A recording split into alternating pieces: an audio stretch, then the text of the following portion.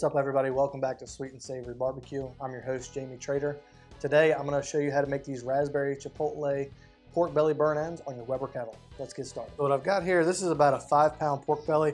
I think I'm actually going to go ahead and cut this down just for the size of people that I'm going to be serving with it.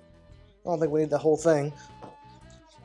We'll vacuum seal this piece and put it in the freezer and do another video with it. So this pork belly is pretty fatty, so we're going to have to kind of cube it up. This is actually, if you look at it, looks just like bacon. It's just uncured. So what I'm going to do is about inch and a half strips. Just come down the pork belly. Now that we've got it into our strips, we're going to just come back and turn it into little bite-sized pieces. Try to get them all the same size, as equal as you can. Go through all the strips and do the same thing. So just to make the seasoning process easier, we're just going to put these into a foil pan. That way it's easier to mix them up. And then we're going to season them up with our sweet and savory OG rub. You can use whatever barbecue rub you like, depending on the flavor. And that's the cool thing about pork belly burn ends, is you can kind of go really any kind of flavor profile that you want. We're just going to go with a barbecue raspberry chipotle today. Get some seasoning on them, toss them around. Gonna make sure they're well coated. We're gonna add some more here in just a second. So for the first part of our cook, we want these pork belly burn ends out in the smoke. So what I've got here is just a wire rack. I'm gonna hit it with a little bit of cooking spray just to keep them from sticking. We're just gonna line them up on the rack.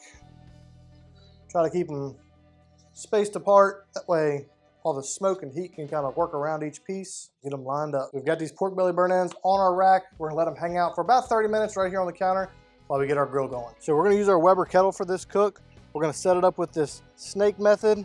We've got a fire starter right here. We've got a couple of apple chunks kind of placed throughout. I really like fruit woods when dealing with pork. I think it gives it a good flavor profile. We're gonna come down here and give our fire starter a light and give it about 10 minutes or so to get that fire going right there at the start, and we'll close it up and get it dialed in. So we've got a little bed of charcoal going, so we're gonna get our grate in place. Put our lid on. I want my vent away from the fire on the opposite side. We're gonna put that about halfway, and we're gonna set the bottom to about halfway. And we can adjust that if we feel like it's getting a little hot. This grill does not have a thermometer on it, so I'm shooting, between 1/4 and 1/2 on the top and bottom, and you can just pay attention to how things are cooking. If one side's looking a little charry, you can cut it back. If you feel like it's cooking a little too slow, you can bump it up. We've let our grill come up to temp here for about 10 minutes. We're gonna set these on our grate right over our pan with our apple juice. Close the lid. We're gonna let them cook just like this for about 2 hours. We've got them off the grill. It's been 2 hours.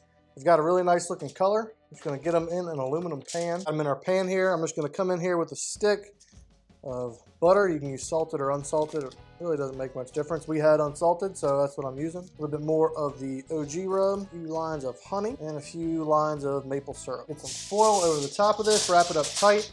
We'll get this back out on the grill and let them go just till they're pro-tender and they're feeling nice and soft. So we're right at the 3-hour mark. We'll come in here, take a peek. What I'm really looking for is how soft are they, and they're super soft. Nice and tender. We're gonna get them inside. I'm gonna let them cool off for just a few minutes and we'll glaze them up. So we've let our pork belly burn ends cool off just a little bit. What I'm gonna do is just drain some of this wrap. And then while we're in this pan, I'm gonna take some of our Blues Hog raspberry chipotle or whatever sauce you wanna use. And just go over the top of them. Give them a nice mix. I'm gonna move them over back to our raised rack. And we're just gonna let them go back out on the grill for about 5 minutes and let that sauce tack up. So we've had these on here for just about 5 minutes, just to tack up a little bit. So we're gonna get them off, get them onto the cutting board, and then we get to try some. So we've let these cool off after they glaze for about 5 minutes, just enough that we can handle them.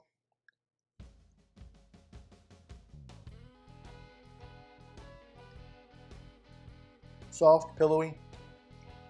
Little spice from the raspberry chipotle, they'll hurt you. Be sure to like the video and subscribe to the channel and ring the bell so you don't miss our next video, and we'll see you next time.